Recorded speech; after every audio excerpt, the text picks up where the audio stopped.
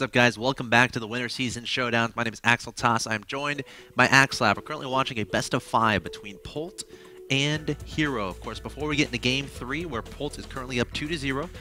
Full Sail University, guys, if you're looking to get into graphic design, computer animation, audio engineering, you're looking getting into the gaming industry in some shape or fashion, definitely check out fullsail.edu/MLG. Full Sail University is MLG's official education partner, and they might be the perfect fit for you. So I encourage you to visit that website below, fill out some information, and they'll send some information right back at you. And you can find out if that's something you feel like doing. Of course, great opportunity there at Full Sail University. That being said, shall we get into game number 3 of this best-of-5? I think we should.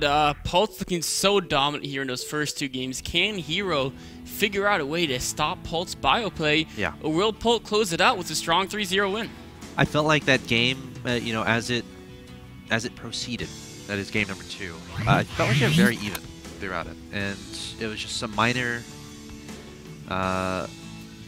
things, I don't know the right word, that Polt was able to do. It was that one overextension by Hero, really. Yeah, I mean, I think Protoss players, and Hero is feeling this, they don't want to let Terran get that Maskos Viking combination, so as soon as they have a temporary advantage by having both Storm and Colossi before their opponent can get up a high ghost count, they say, I need to do damage now because now is when I can land great storms before too many ghosts got on the field. And so there's this huge feeling of you got to go in there and try to at least knock a couple Terran bases out. And he was able to get that planetary, but then Polt's macro just kicked in so strong, and wave after wave of Terran units came in. Perhaps Hero stayed there a little bit too long. It's sometimes very difficult to be aggressive against a Terran. They have so many opportunities available to them as far as getting rid of your DPS, of your Protoss army. They retreat behind buildings, use bunkers, use choke points, put buildings in key locations so your Colossi are hitting the buildings and not their units, spreading out their units as they kite backwards. So it can be very hard to close out a Terran opponent unless you have a significant advantage. Hero tried to end it there, but Polt just able to control his units too well, and again, able to kick that production up to high gear to get appropriate defenses out. Of course, here we are in game number 3, a very important game. It's going to be on Entombed Valley. Your Terran player in the top right-hand location in the red is the teamless player Polt, who is 1 win away from getting an all-expenses-paid trip to the Winter Championship event in Dallas, Texas, which is about a 1-hour flight from where he's currently at in Houston. Or no, he's in Austin, excuse me. And probably around a 3-hour drive. So he would love to go to that event. Of course, his opponent is in the bottom right-hand location. He's in Korea right now. He is the blue Protoss player from Team Lakewood. He must win 3 in a row to win this match and get that all-expenses-paid trip. He is Hero. Hero's trying to get as much scouting done as possible, noticing no second gas has been taken quite yet by Polt. Polt, again, is getting that Reaper after the Marine, just like in Game 1. I really, really love to see Terran players getting these Reapers out early. It's such a cheap way to scout. You can scout multiple times as long as you don't completely lose the Reaper, but with his movement speed, you can usually get in there, get out, regenerate, keep repeating that process quite a few times, and it's just so much more efficient than using scans here. Hero, though, he's got that Ninja Probe hiding under the tree. Oh, Starport being built. This could be a really fast proxy Starport. I mean, imagine how quickly that Oracle can get into the mineral line from that distance. If Polt doesn't figure this out, he's going to be in trouble. He's got plenty of scouting going on in his opponent's main base. He's going to spot the 2 gases, and more importantly, that was actually clever. I think he'll cancel that pylon. I'm not sure. That's a very... I mean, he knows there's a proxy pylon. Okay, he does? Yeah, because that would be... It's way too late for that to be a 3rd pylon. Okay. I think Hero was placing that down, hoping his opponent would think it's his 3rd. Yeah, because he's going he's going to go up needlessly in supply, 27 or 42. So I think if the Reaper was out of there, if the SC was out of there, he definitely would have canceled it. But he wanted to try to fool his opponent into thinking that that it was his 3rd pylon. And the question is, will Polt figure out exactly what's going on? I mean, that was a really tricky play by Hero. Polt still might be able to figure out, because it was a little bit later for a 3rd pylon, that it actually it is. I mean, it wasn't. It was like, I think it was 10 seconds late about. Something like that. So what's Polt gonna identify do? that? Yeah, I mean, it looks like he knows something's up. He knows there's a tech build, so he's getting the engineer bay anyway. But will he be able to get a missile turret up on time? Because I'm assuming this can be Oracle play. They're going to come in. Or actually, wait. If he said no, it's yeah, just 2 more gateways. You're right. It's gonna be if we're doing it all in, you gotta do Void Ray. It's better against bunkers. Prismatic alignment, man. Oh, pretty sick ability. This is such a hard build for a Terran player to stop. I mean, the one thing going good for him is his stim is so fast. That's a big advantage. The other advantage is that he hasn't built any depots on the low ground, which means he can give it up without being supply blocked. It's very, very hard to defend that low ground because the ramp's so big. So many Protoss units can get on that ramp and focus down your bunkers. He may try to hold those more and more bunkers. Stim Marines inside bunkers will take down Void Rays very quickly. Reactor being finished up now. Oh, and even putting depot top left of his main so he can get extra reaction time against units coming in that way. I like both their positions. I mean, this is such a strong build that you can't not like a Protoss is doing it. But I feel like Polt's making all the right moves to defend this. I'm still a little bit intrigued he hasn't been able to actually scout Hero. Just a Reaper sent over there to his third. Wouldn't be able to spot it, but Hero is not going to be asking questions. He is going to be attacking, adding that pylon outside of his opponent's natural expansion and Probe being sacrificed. Reaper's going to go look to see if there's anything around the back door. I think it'll run towards a natural, and as soon as he sees no natural, he'll know exactly what's going on. But will he have time to get the SCVs in front of the bunkers? If Hero can get there before SCVs get in front of the bunkers, he can take them out so fast. Reaper now sees a probe. Where's the SV pole? There it is! Yep. The SCVs are going to be out there before attack hits. That's such a key part of defending this build. And now Polt's in a great position. Void Rays coming forward. Prismatic alignment is going to begin. The SCV is trying to repair the bunker, but Force Field's going down onto the bunker, so SCVs cannot repair. There's the stim from the Marines and Marauders. Polt up 50 to 49 supply. Void Ray getting very low on health, getting taken out. Polt going to retreat back. He's still on 2 bases, still adding on 3 Marines and a Marauder at a time, adding in a second bunker. And as time goes along, this push is going to be less and less effective and have less and less a chance of working. He even recycled some of his Marines, putting the most hurt ones into that bunker. There's only one Void Ray right now. There's only going to be a couple force fields. So, or putting more sentries. He has to have force fields so he can isolate the bunker. But even so, the bioarm is getting so big, and with Stimpact and DPS, it'll be insane. But Hero he can't back up and expand. He's way too far behind. He'll just die to a medevac timing about the 10-11 minute mark if he backs up, so he's got to go again. I think he wants to wait for a few more force fields. A Guardian Shield is going to be essential, so he's got to wait until one of his sentries has 75 energy.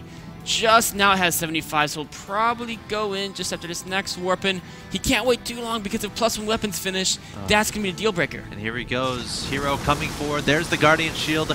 Void Ray throwing down the Prismatic alignment, but so many Marines and Marauders on the high ground here. That's not even considering the Marines that are inside the bunkers, and Polt just overwhelming Hero at this point in time, up 62 to 47 now in supply. Void Ray on the run, Sentries on the run, Stalkers on the run. So many Marines and Marauders here from Polt, and I don't know if there's much Hero can do to deflect the inevitable push here. There is. I mean, right now, Pulse units are very hurt, but there's still so many of them. And as soon as the first 2 medevacs come out, those units will be healed up. And Hero's going to be in a world of trouble. He's going to try to escape out of this by getting the Oracle. And you know what? If Polt was super distracted at the front and Oracle got in and cleaned out all the SCVs in the main, Hero might be able to come back, but Polt already knew that the Starg was a possibility, already has that missile turret ready. That's just going to... I mean, Hero's smile will turn totally upside down as the Oracle runs in, thinking he's going to get a lot of kills, runs into a missile turret, and that's going to be one of the worst feelings Hero can experience. Yeah, Polt going to take down the rocks, leave to his third base, inevitably going to be able to scout out these structures over here at his third base, and I think once 4 medevacs are out, he's definitely going to push across the map. I don't see a reason why not, and I also don't see how Hero can possibly stop it. The Oracle might even be spotted before it gets to the main. And there's a turret there anyway, honestly. Yeah, there's a turret there anyway. The Stargate spot, there's 1 Oracle, but I mean, yeah, it's just going to run in there and get chased away by a turret. Maybe it can get a couple of SCV kills, but, you know, it's really hard for an Oracle to find a spot where it can shoot SCVs but stay out of turret range, just because of the, you know, its range is so short. It's like a roach, a flying roach. So able to get 2 kills there, but not what Hero wanted. Meanwhile, the Factory Scout sees everything Hero has, and like you said, the 3rd and 4th medevac popping out now, +1 weapons finished. Combat shield finished. Stimpact's been done for a while. No concussor shells yet, but I don't think he needs to worry about kiting because there's just not going to be enough damage from Hero to even merit that. I mean, you kiting, but this kind of kiting is going to be towards your opponent. Towards his opponent, just to get him and make sure he can't retreat. Yeah. You know, if Hero hits perfect force fields, he could delay it by a little bit, of course, you know, with medevacs. And he doesn't have a militia crew yet out, does he? No.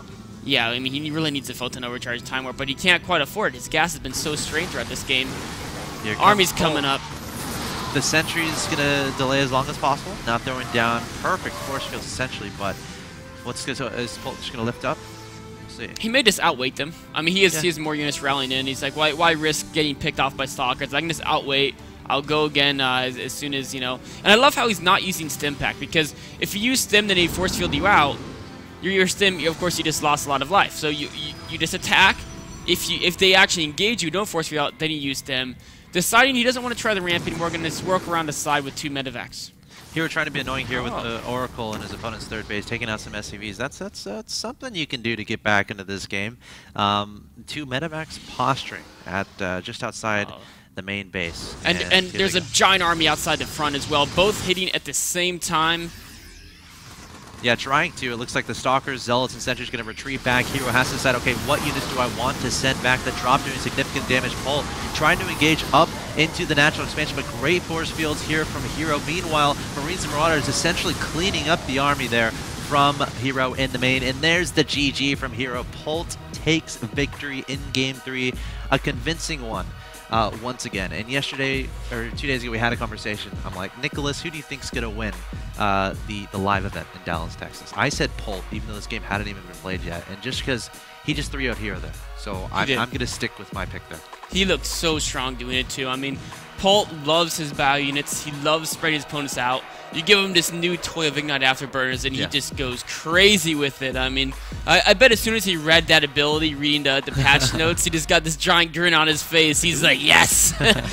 You guys better watch out now. Yeah, Polt, phenomenal series there. 3-0ing Hero very convincingly, which means Polt is going to be at the live event, the Winter Champion event in Dallas, Texas, March 15th. Unfortunately for Hero, he is knocked out. You will not see him there, but his teammate, of course, who beat Violet yesterday, is going to be there. Tasia, of course, 3-1 victory, and of course, MC will be there as well. And that concludes our independent Western players side of things. Of course, congrats to MC, Tasia, and Polt. We got 2 Terrans and a Protoss from that grouping, and they all have a good chance to go very far in that tournament. I think 3 of our strongest candidates are right there in that pool. I'm really excited to see how they perform. Very, very strong players. I mean, you've seen the games, and if you missed yesterday's match or the Sunday match, go ahead, youtube.com/official MLGSC2, because all 3 of these sets, I mean, Pulse was probably the most one-sided. But it was one-sided in an exciting way where Polt really showed how to play Terran at a very high level. Absolutely, guys. Definitely take advantage of the 1080p HD VODs on our YouTube channel, youtube.com/official MLGSC2. That concludes today's edition of the Winter Season Showdowns. Again, congratulations to Polt for taking out Hero 3-0. This has been axeltoss and axslav bringing you commentary. Of course, tomorrow, tune in, same time, same place, 5 p.m. Eastern with Sen versus Moonglade. It should be amazing. See you then.